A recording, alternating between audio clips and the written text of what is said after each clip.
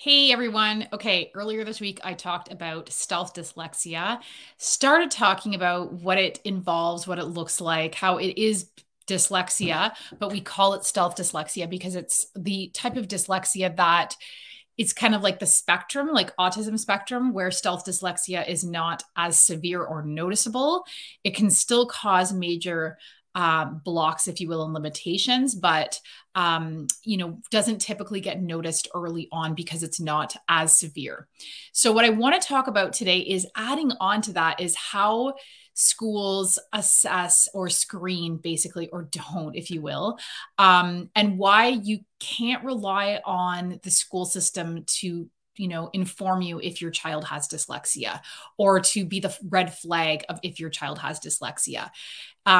Basically, what happens is kids get missed because the way that schools screen, or lack thereof, is they're not screening for dyslexia markers. They're not looking for dyslexia. What they're looking for is they're assessing if a child can read at grade level. And in the case of stealth dyslexia, most of these kids can read at grade level, and they might be reading just like at the early end of grade level, so like kind of like just if it was a little bit worse, they'd be below grade level. Sometimes they are, and it's considered, they just need to try a little bit harder because it's not that severe and so forth. So they're not assessing, they're not looking for dyslexia markers, and they're not looking or assessing neurological abilities connected to reading or writing. So that is a huge thing you need to be aware of.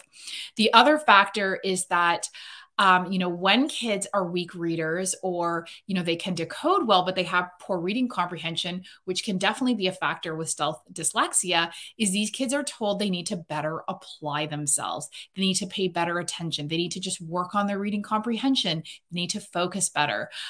Sometimes these kids are told they have ADHD if there's other issues going on because they're making a lot of silly mistakes with their reading and writing. And when I say silly mistakes, that's how it's being interpreted. It's not what is actually going on.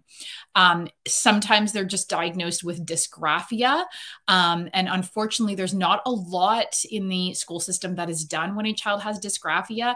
It's very much, kind of these band-aid approaches that end up being permanent solutions in terms of assistive technology, voice to text options, and all of that type of stuff. So the other thing to be aware of is the big problem in all of this, and I was aware of this as a teacher, is schools have limited funding. They have limited resources. They are limited in so many ways in staff being appropriately trained in these different needs and what to do, and all of and these brain-based approaches. So the problem is that schools have a cutoff of who they can help and how, depending on how severe your child's difficulties are. So if your child has stealth dyslexia, they might recognize there's something not right here. Little Johnny can read, but he really struggles with the writing part and getting his ideas down on paper. But he is not in anywhere near, any way near the concern that, say, little Susie, who is just drowning in reading and writing. And because there's only so much funding and resources, there ends up being these cutoffs that really, I hate to say it, but a lot of the time is not necessarily based on true, appropriate diagnoses and who needs help and what type of help. It's based on the parameters that the school board or system, or possibly state or province, has set around who gets the appropriate funding depending on how severe the problem is. So basically, if your child's not struggling enough, they won't qualify for help. Because again, they might just be performing at the lower end of that grade level. So what I also want to talk about that's connected to this is dysgraphia, because dysgraphia is often a huge red flag for stealth dyslexia or dyslexia. And I want to be clear, it's not always the case. I have worked with a lot of kids who are actually the complete opposite. They're more the ADHD, ASD type of brain. They aren't dyslexic. They don't have dyslexia at all.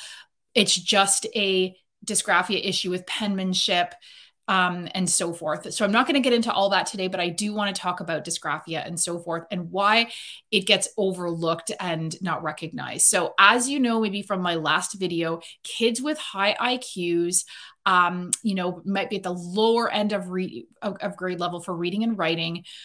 This should be a huge red flag for stealth dyslexia.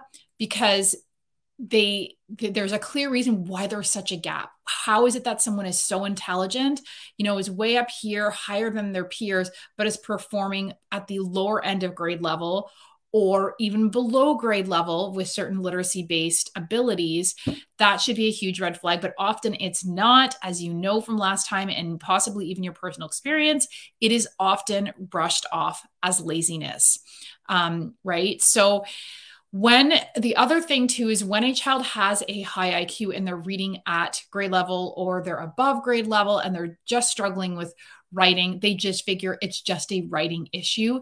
It's truly, I don't want to say shocking, and I don't mean that in a rude, condescending way, but a lot of people, myself included, whenever I wasn't teaching, did not know enough about dysgraphia. The word was hardly even mentioned, and so forth. So it's the whole process is just not recognized. So I want to talk about dysgraphia and just give you a little snippet into where that breakdown can happen, why it's happening, and how that can connect to dyslexia. So number one thing to keep in mind is, as I mentioned before, when there's stealth dyslexia, it's dyslexia. There is breakdown with visual and auditory processing, but stealth dyslexics have a very high IQ and use those dyslexic superpowers to be able to get around their challenges and to be able to read and so forth. So the number one thing that happens when someone has dysgraphia is that there will often be word processing issues that connect with output and so forth. So that's the visual, auditory, motor system deficit. Okay. This is the child who has difficulty converting words or thoughts on a motor level to pen and paper or pencil and paper. They could tell you all about a subject, but the breakdown happens when they have to use the motor aspect, the visual motor, I should say, of getting it on paper, and the actual processing of the phonics and all of that process as well onto paper. If you've ever learned a second language, you know that it's one thing to understand a language, to hear the person speak. Trying to get the language out is actually harder. That's what we call expressive language. So it's the same thing with dysgraphia. Is basically, for some of these kids, they're able to hack the reading, right? Which is kind of like you're listening to the language, but to get it out is a whole other, can feel like a impossible task.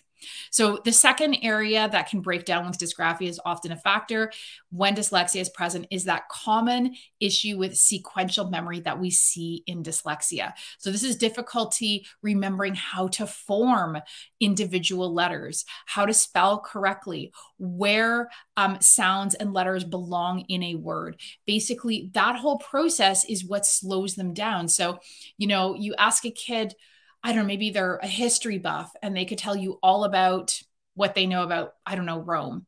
And then you ask them to put that on paper. And all of a sudden, first of all, they have to be able to, form the individual letters, bring up that visual memory to do all of that, spell it correctly, remember where the sounds and letters belong in that word, put all those sentences together. And on top of that, they need to be able to do the motor task with being able to use their fine motor skills to get that on paper. And that takes all of their time and energy. So good luck getting them to actually get those ideas down on paper. The third thing is visual motor issues. So this is where there's poor penmanship, right? I kind of just talked about that, but poor penmanship with letter reversals, poor spacing between letters and words, poor spacing between lines, all of that type of stuff. Sometimes that can happen on its own. I definitely see that sometimes among my ADHD clients who have left brain overdevelopment, poor fine motor skills, and so forth. And so it's no surprise that in 1998, as well as various other studies, have found that 53% of kids with dyslexia had dyspraxia. So dyspraxia or also known as developmental coordination disorder. So that makes total sense. We know that commonly people with dyslexia have minor to severe impairments with coordination, balance, fine motor skills, gross motor skills, some or all of the above, depending on the child. And so when there's sensory motor issues and dyspraxia, this is going to cause, obviously, this breakdown particularly with writing, but as well as dyslexia. And again, it goes back to that high IQ, but deficits in reading and writing and so forth.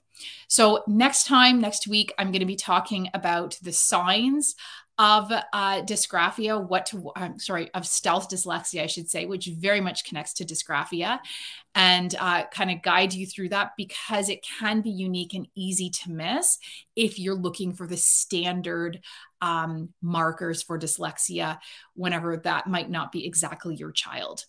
So if you want to learn more about our programs, we have a few different variations, but the Full Potential Academy and how we use an integrative approach with different therapies to address the underlying factors, the root of the problem, then reach out, book a clarity call. We do have the advanced brain screening that's still $197. So grab that. You get a one-on-one call with me once you go through that screening to help you go through the results and start creating a plan to move forward. So thanks for watching, everyone. I hope this was informative, and let me know, does any of this ring true, resonate, make sense? What are you seeing at home?